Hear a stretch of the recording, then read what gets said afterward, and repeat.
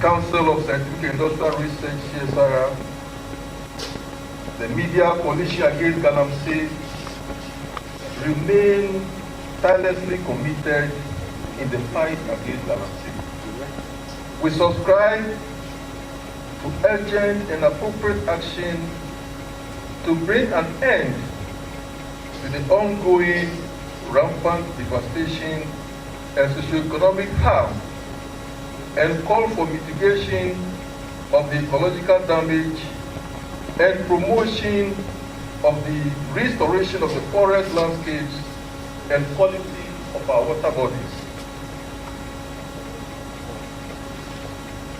For the IAIA Ghana and its partners, our task is to provide a comprehensive understanding of the Galamsey problem. Our mission is to provide an organized, practical, step-by-step, integrated, and intersektoral approach to approach the problem and define a pathway for a sustainable solution. Thanks to the Sustainable Development Goals, the SDGs of the United Nations, we are aware of the SDGs relevant to the subject of Galamsey, which we recall SDG 15, Life on Land, SDG 14, Life Below Water, SDG 12, Requiring Responsible Consumption and Production, SDG 6, Requiring Clean Water and Sanitation.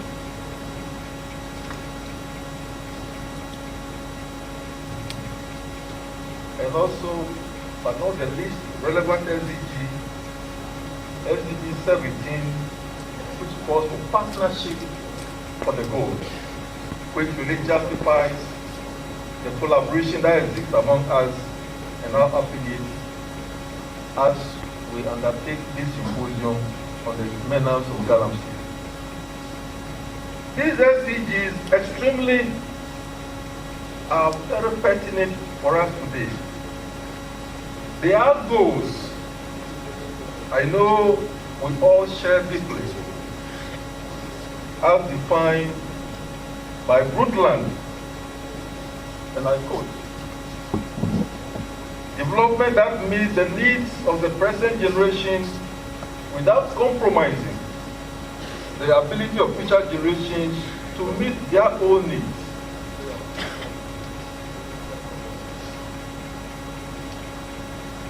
We are indeed honored to have distinguished guests, panelists, comprising Mr. Amoya Hussein, the Executive Director of Green Advocacy Ghana, Dr. Anthony Bia of CSIR, and also the President of the Ghana Institution of Geoscientists. We are looking forward to seeing Engineer Ken Ashibe, the convener of Media Coalition Ghana, from Galamsey.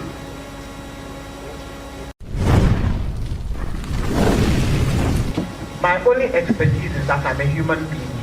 I was born and bred in Ghana, and I'm a Ghanaian. So, and I have no other country to go to. I don't hold dual citizenship of any other country. And as you can see, I have a bit of gray hair. This is not the time in my life where I'm going to relocate to somebody else's country. Because today the whole world is in turmoil. And where is there peace? You can best find peace in your own country, because that's the environment that you know. And when you live in a country where the sorts of things that we see happening are going on, as a citizen, as a human being, as somebody who was born of a man and a woman, you identify with all men and women in Ghana who are suffering as a result of what is happening. And when you think about the fact that we've always, described Ghanaians as, peace-loving and, nice people, let me tell you all, we are wicked people. We don't love ourselves. We don't love our country. We have no understanding of what the value of the environment in which we live means. Because if we did, we wouldn't just be angry. We would be wearing red bands on a daily basis. We would be asking our MPs questions. We will be asking our duty bearers in government questions. But above all, we will be asking our fellow citizens, our family members, our chiefs, our people, our leaders, our community leaders. We would be asking ourselves, and our family leaders, we would be asking ourselves questions. Because if we are not hypocrites, then we will know and we will accept that we know what is going on. We are relatives of the people who are doing this, who are paying for this. We are beneficiaries, directly and indirectly, and positively and negatively, of this activity. Let's pull the scales off our eyes today. Let's have a conversation that really touches our heart and our soul and our being. But above all, let's have a conversation that touches our future. Because when I look at the people sitting in this room, and I'm sure the people listening to us on all platforms, I am sure that a lot of them expect, hope, and aspire to live long. But if we want to do that, what kind of a Ghana do we expect to live in? And who do we think is going to create that Ghana for us? It's not going to be a president. It's not going to be a political party. It's not going to be a parliamentarian. It's not going to be a minister. Because all those people are part of us. It is going to be us. And it is about us. So please, let's have a conversation today that is a no-holds-barred conversation, not because we are putting anybody on the spot, but we are putting ourselves on the spot. If we are going to get rid of Galamsey, it's going to take you and I. It's not going, because the people who are our leadership, the government is the people. We are in a democracy. We voted them into government. So please, let us have the conversation as if we matter. Because when there is no Ghana, it is only then that we will probably be waking up, and by that time it will be too late. So for today, my mission and my objective is not to have a conversation that is scientifically based, but to have a conversation that is human based, to have a conversation that is heart based, to have a conversation that is life based. Because without life, what is the worth of Ghana? What is the value of Ghana to anybody who is dead? Everybody who has died, I'm sure if there was a way that they could come back to tell us what they thought, they would have. But they are dead and gone. They've left what they left behind for us. And we are expected to leave something behind for our children and our children's children and generations unborn. As my sister said, this is the only country that we have.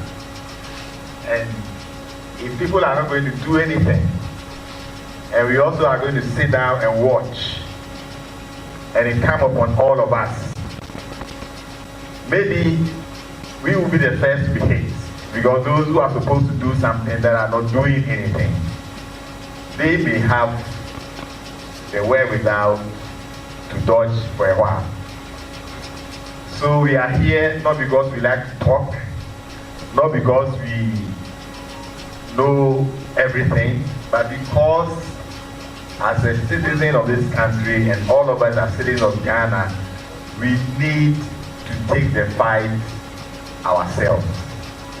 If people are not going to work for us, let's work on our own. Because at the end of the day, the effects of these things are coming on us. The events of these things are coming on us. And we need to be very, very, very careful that we don't pretend that it is not with us. It has been a long journey. I remember we came here, this room, IAIA, 4th May 2017, do a similar work like this. And a whole lot of things came up. And then before then, the CSI also had some of these two symposia, one in the office there where we are, and the other one was here, where we invited the security people, parliament, the presidency, and all that, following all the information that we gathered from the field. And we showed the pictures, we showed the whatever. The conversations began, we had meetings, Flagstaff House, we went several times, showed pictures. They will show the exclamation, they will shout, they will do whatever. Then you come back, you're supposed to be called and whatever, then nothing comes up. Then you look and you ask yourself, maybe that's not a way to go. But then we as a people have to take the battle in our hands. During this period, we have had so many engagements. So let's know that the people we are talking to, at least they know what we are saying. My only worry is that if we also keep quiet, one day people will ask us, but what did you do? It's always said that evil will triumph when the good people don't do anything. So let's keep talking. Let's keep pushing the agenda. At least, even if it doesn't work, people will know that we did our work, we did our part. And those who are supposed to take up the challenge did not do that. Let us not behave with as they do.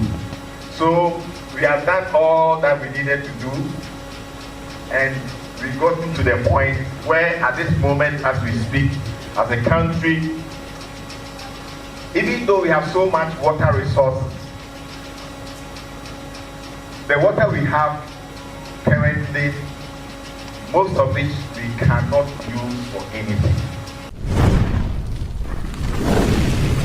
Water in your constituency is polluted, and the cocoa and other farms are being given away for Galamsey, and all sorts of strange diseases are occurring, and all kinds of birth defects are occurring. If you don't want to talk about how well are you representing your constituents.